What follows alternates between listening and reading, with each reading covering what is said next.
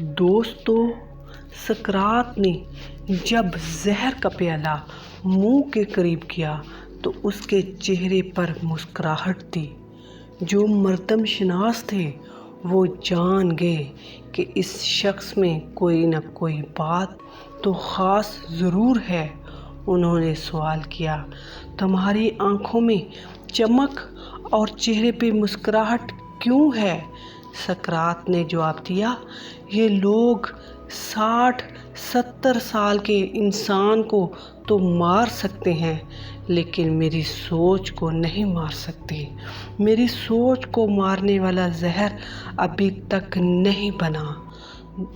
دوستو، سقراط آج بھی زندہ ہے اپنی سوچ کی بدولت۔ آج 2000 سال ہو گئے، لوگ چلے گئے، زمانے بدل گئے، لیکن سقراط کی وہ سوچ ابھی بھی زندہ ہے۔ آج ایم.اے. فلسفہ سقراط کو پڑھے بغیر نہیں ہو سکتا۔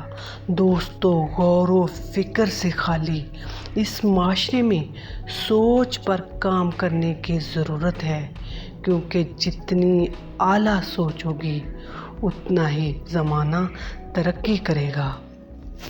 یہ کھلی حقیقت ہے کہ قوموں کے عروج و زوال کے فیصلے ان کی اعلیٰ سوچ کی بدولت ہی ہوتے ہیں۔